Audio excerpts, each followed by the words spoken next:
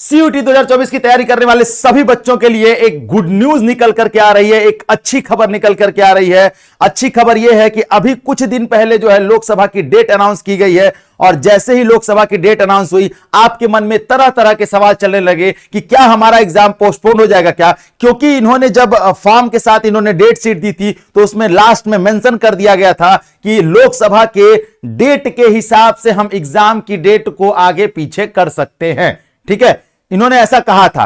ठीक है, किसने कहा था? तो यूजीसी चेयरमैन ने। लेकिन अभी जो बात निकल करके सामने आ रही है वो ये है, हम आपको बताना चाहते हैं। आपको एक एम जगदीश कुमार जो यूजीसी चेयरमैन है, उन्होंने जो है अपने ट्विटर के माध्यम से इस बात को क्लैरिफाई करते हुए जवाब दिया है। ठीक है, इस वीडियो में अंत तक बने रहिएगा, आपको सारी चीजें डिटेल में बता देंगे। अगर हम एम जगदीश कुमार के ट्विटर हैंडल की बात करें तो इन्होंने अपने ट्विटर पर कहा है कि the common university entrance exam UG will be announce between 15th of May and 31st of May 2024. ठीक है, as announced earlier, and there will be no change in view of the Lok Sabha election schedule according to UGC chairman Jagdish Kumar.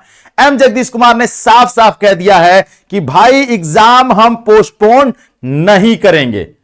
इन्होंने साफ साफ कह दिया है कि exam हम पोस्टपोन नहीं करेंगे, लेकिन दो ऐसी डेट है जिसपे लोकसभा के चुनाव और एग्जाम दोनों ओवरलैप करेंगे।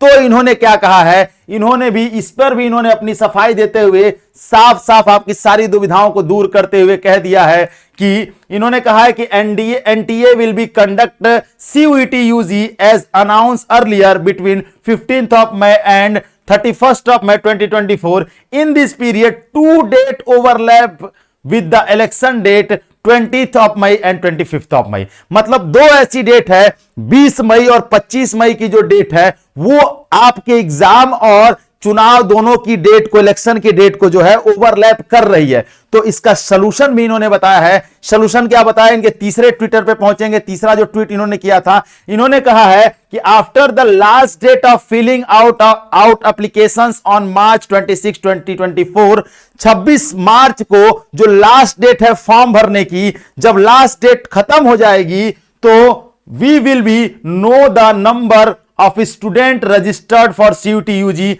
ठीक है, तो इन्होंने कहा है कि जब जैसे ही रजिस्ट्रेशन की डेट खत्म होगी, जैसे ही फॉर्म भरने की डेट खत्म होगी तो हमें पता चल जाएगा कि कितने बच्चों ने फॉर्म फिल किया है और साथ ही साथ ज्योग्राफिकल डिस्ट्रीब्यूशन, और उनका ज्योग्राफिकल डिस्ट्रीब्यूशन पता चलेगा कि कौन से बच्चे ने कहां से फॉर्म भरा है, कौन से बच्चे कहां से भरे हैं और कितने बच्चे किस किस जगह से फॉर्म भरे हैं, मतलब किस किस एरिया से भरे हैं। और जो इलेक्शन है वो हमें पता है कि 20 और 25 मई वाला इलेक्शन किस एरिया में होने वाला है।